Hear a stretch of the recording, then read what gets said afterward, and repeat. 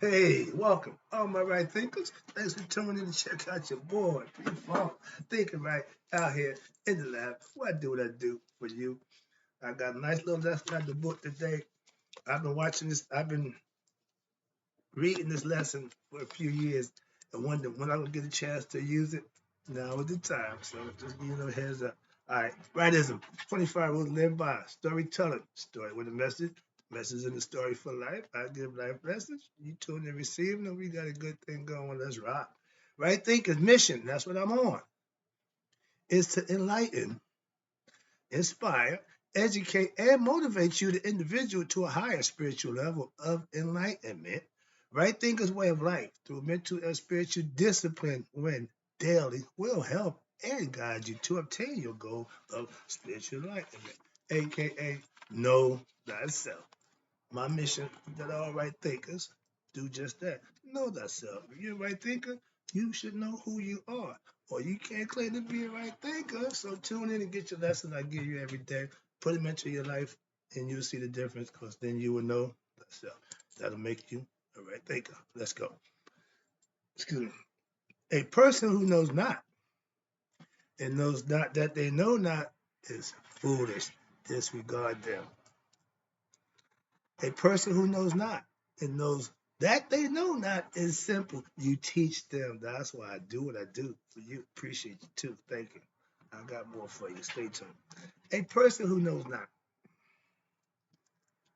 and believes and think that they know is dangerous. Avoid them. I do. A person who knows but knows not that they know is spiritually asleep. I can awaken them. I'm the spiritual law clock here to wake you up with knowledge of self. A person who knows and knows that they know is wise. Follow them. All these persons reside in you. And think to know thyself. And to my yacht, be true. You see, I'm in my Tree of Life book. But you see right here, everybody went to the carnival and rode the bumper cars, right? I'm gonna use that as an example. And since we all have done it, I'm pretty sure we all can get this concept. I'm just waiting. Now I got a chance to do it. So let's get started. Right thinkers, let's talk about, I'll give you the goddess Net. She's the weaver. She's also the bullseye lady. She has a bow and an arrow, but her main thing is she's also the matrix. So let's talk about Net, means matrix. So for all y'all who didn't know, we are living in a spiritual matrix. This is going to be my analogy, sort of proof to show you. Watch this. Good analogy. When you go to a carnival, we've all been there. If you go on what? The bumper cars. Everybody love to bump people. We just, yeah, that's a good thing. Right? Okay, so now we know we at. Okay, now, everybody's to go in the bumper cars. You see that metallic mesh on top, comes across, and then there is a pole that sticks up from the car to the pole. That pole is our spirit. That mesh electricity is God. Watch this. That's the matrix. Watch this. And it touches the mesh up above the ceiling, right? The mesh up above has what? Electricity running through it, aka life. And it allows what? The car to run, us to live. And anywhere on that mesh, the pole touches, you have electrical connection. That's life. Watch this. That is like, aka the matrix. Your consciousness operates through what? Your body, through what? Your nervous, your nervous system is connected to the brain. That cord that goes down, that's the spinal cord, that's the nervous system, right? And watch this. In this example, your body is like the bumper car, bumping against other people and their other desires and feelings, etc. Watch this. It is enlivened by what? Your soul, aka the spirit. That's the reason that you can what? Travel from here to go there, so to say, from New York to Paris or to Africa or even the moon. They ain't been there yet, but you can. That's how far I say the matrix expands. Okay, it's the universe, the moon or another planet again, and continue the existence of what? Your life is why? Because you are continually existing where? Within the life of the world we call the matrix of what? The spirit. So your body is not alive because you eat food or that it could remain alive. No, no. Because your soul, your spirit, would not be there where the body was. Watch this. To sustain it and being there to be conscious of whatever the body's senses were perceiving, which would be nothingness. Nothing, since what? It would be outside of what? The spirit. And outside of the spirit, there is what? Nothing. Everything's from the one. If it's outside the one, it don't exist. That's the concept. Watch this. More proof. Watch this spirit. So there's nothing. You are like that bumper car, and you are bumping yourself between other people and objects, which all exist where? Within this matrix. The fullness of the spirit. That's what the concept, right? And watch this. So wherever you go, there you are. Sound familiar? Omnipresent. That's the spirit. Watch this. That controls the matrix. Your soul is what? Everywhere. Not because you are carrying it around with you. Mind you. Why? Do you follow the difference? You understand the concept I'm trying to lay down to you? Do you understand the difference? That's the question. Rhetorical, but I'm trying to explain it to you as we go. So watch this. You are not carrying your soul around with you in your body. That's ass backwards. The soul, the spirit, is what?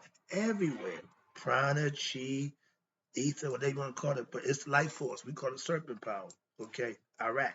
Like the electricity in the mesh and the universe is the mesh.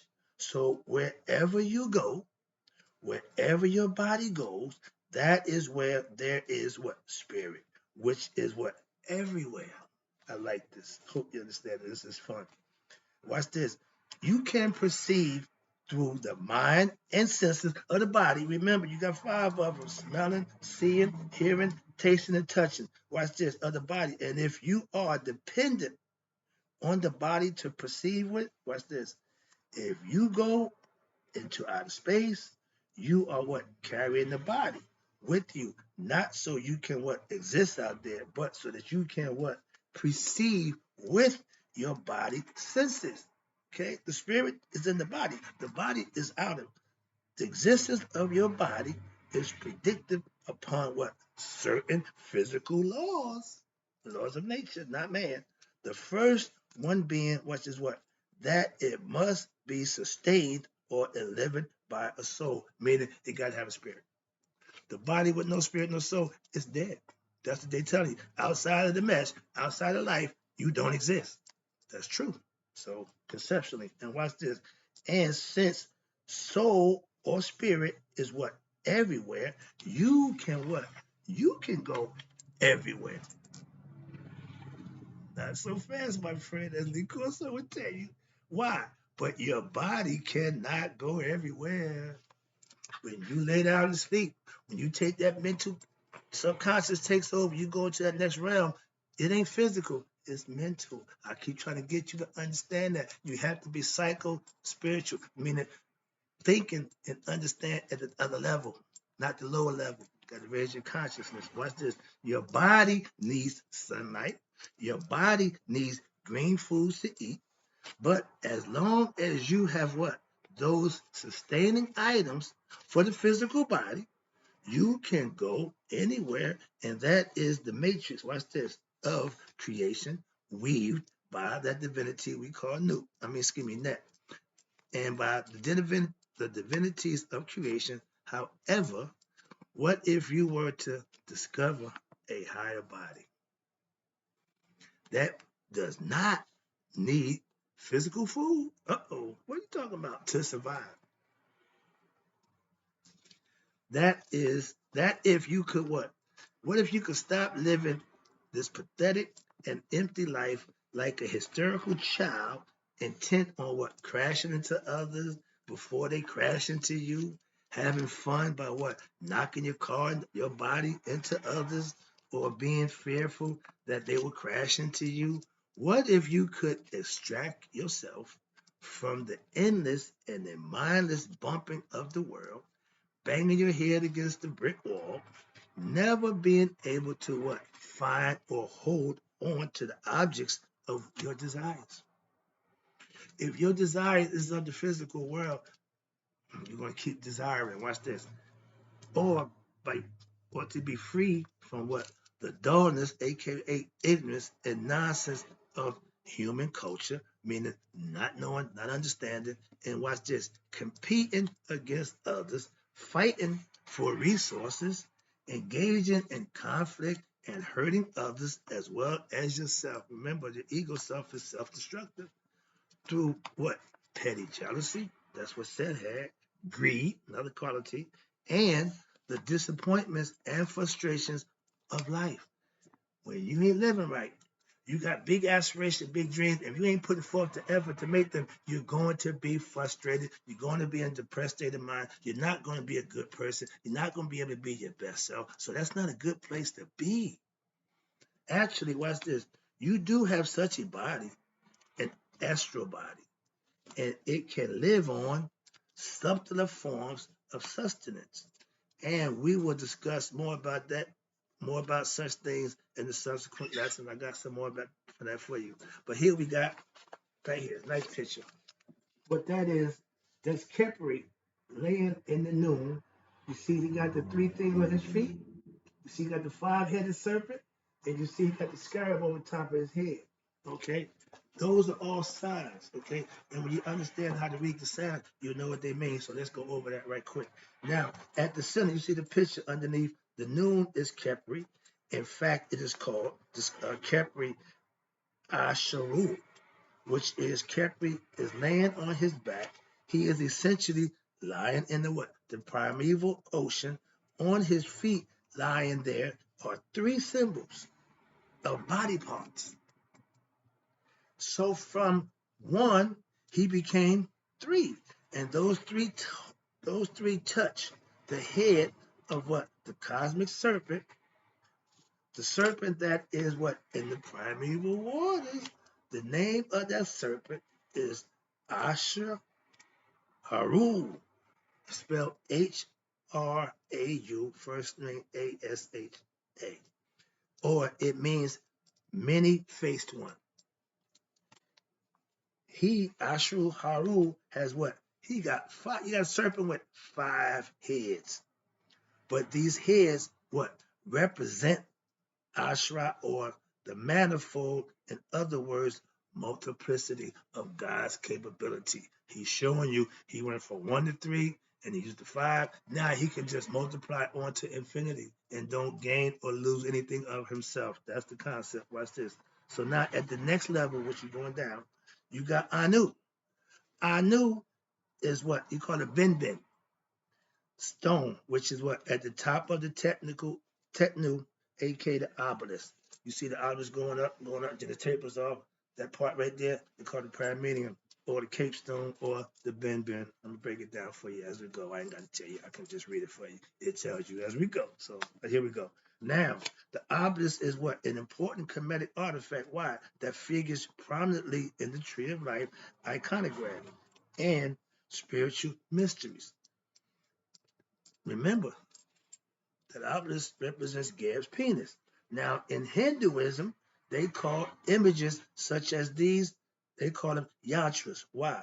These special geometric patterns that lead you to what? A deeper understanding. When they say deeper understanding, that means getting clear knowledge and understanding of something. The deeper understanding. Don't just say, well, yeah, I know. Don't know what the hell he's talking about. Get understanding so you can actually implement what it is you know, what it is you learn, and you'll know for yourself. That's why I teach the concept of knowing thyself. And you got a deeper understanding of what? The mystery. The mystery means something that you had to search to find out. You got to search, you got to do some work. And the mysteries of what? Creation. Everybody has a creation story. Who's right? All of them. It's a story. So it ain't about right and wrong. It's a message they're trying to communicate to you. So please understand that. So I like to start with the creation to help you get understanding of what's going on around you and before you. And if you have studied, okay, the book right here, I Know African Religion, the Anuian Theology, The Mysteries of Ra, that's the book right there, by Mr. Mutai Ashby, my teacher. You would have been what? You've seen a particular symbol of the god Ra. The circle with the dot in the middle. In ancient times, they didn't have a name or a sign for God. They just had a circle with a dot in it. They called it the bend, the beginning, the first place, the start. And when you do this, you put the compass down, that represents you. And you circumscribe. God can circumscribe as much big as he wants. We as humans, we can circumscribe and keep ourselves in due bounds, so to speak. Okay? So that's the concept. Now, where we at? The rod, the circle, the dot in the center. The dot at the center of the symbol of Ra is what? The same point at the top of the Ben stone. From the Ben in the Kemetic philosophy, you can see the similarity to the what? The concept that arose later in India. They called it what? The Bindu. In Hindu myth and philosophy, actually, you can see the ancient Egyptian Ben point, that black dot in the middle of their head. They use the red Hindus. That's the point. The black dot in the Hindu yantra called Surya yantra. Now let's talk about the Ben capestone, or what they call the top of the obelisk, pyramidum. Okay, pyramidum. Excuse me. I knew we went from the higher level, now we down to Anu, which we coming down to humans. We're working our way down to the gods first. Okay, but Anu means the first time. Anu means the first place. Excuse me, the original city. Anuian theology. We doing their stuff. This was the first, the original spot, the beginning place, and from what this single point, all of creation comes forth. I told you, compass in a square. The compass, you use it to put the pen down to make the 360 degrees circle. That compass, compared to God, is infinite. He circumscribed the whole universe conceptually. As a Mason, I taught that. So watch this. Now, the creation comes forth from that one dot, that one speck, just like the Big Bang Theory. See? And the modern physicists, from one single point, all matter comes, all the universe comes into being. So they got that story now modernized, but we knew that ancients, we told you that. So that's my point. Watch this. And it expands out of there. And the Kemetic tradition, being the older, brings forth what? The teaching for the first time in human history from the Ben point refers to the top section of the obelisk, the golden point at the top. The technu, or the obelisk, is a symbol that is what? The top center of the Anuian theurgy, cosmic onomythograph. Everything comes into what? Being, into the physical realm, into the physical plane, mind, you. Note, watch this, that when we are speaking of the Ben, we are referring to what? The pyramidion, that small pyramid fitted at the top of the obelisk, and also the pyramids. But watch this, more specifically, to the very top of the pyramidion, the uppermost point, watch this, where the four corners all come together and meet the pyramidion at that one place, where the four corners, which the four corners represents what? The four cardinal directions in time and space. Reality come into existence when Ra made what? The first solid place out of what? The primeval ocean. But also what? Where they dissolved at the end of creation. They say when he go back, everything goes back into that little dot. That little dot came all of this. When it's all said and done, it's gonna go right back to that little dot. I like that concept, but that's what they're saying. So therefore, watch this. The Ben symbolizes transition point of what? In movement, which is downward of creation, and a movement upward of dissolution. If a human being were to discover the path of dissolution, that person would what? Be able to what? Dissolve the creation and discover the transcendental nature of being, aka knowing thyself. You will become conscious of you and God becoming at one point together. This is the object of right then, excuse me, Anoyan Tree of Life Mysteries and its mystical philosophical teachers, aka right thinker philosophy. But watch this. But this pathway is not just about philosophy. What? It is also about the meditative experience and intuitional discovery of what? The gods and goddesses where? Within oneself. That's the lesson. I hope you understood it. I got more. We going over here to where we going? Going over here to the next space. Now I'm gonna make this a separate lesson. No, I can finish this up. All right, where we go from here? We went to within themselves. We'll slide over here, go through that. Like I said, I like the fluff, right? Like stuff that's So there's a lot of reading that not really stuff that's gonna make a difference. But watch this. Now you got the tantric symbol for the two spiritual aspects of the which to supplement your sexual excitement of the world. When you become conqueror of defeat the ego self, the things of the world will not move you. You will not be caught up in sex. You will not be caught up in money. You will not be doing all that nonsense. Why? Because you got a better understanding. That's why. And those who do that don't have that understanding. So understand this. You have you will control your sexual experience into what? Your sexual desires for what? Reunion of the earthly nature, which the innate divinity in the sky, which is new. More would be given to you. I ain't gonna wrap that up, but I'm going right here now. Let's no. I'm gonna end this lesson. I held you long enough. I'll let you take that. I'll be back.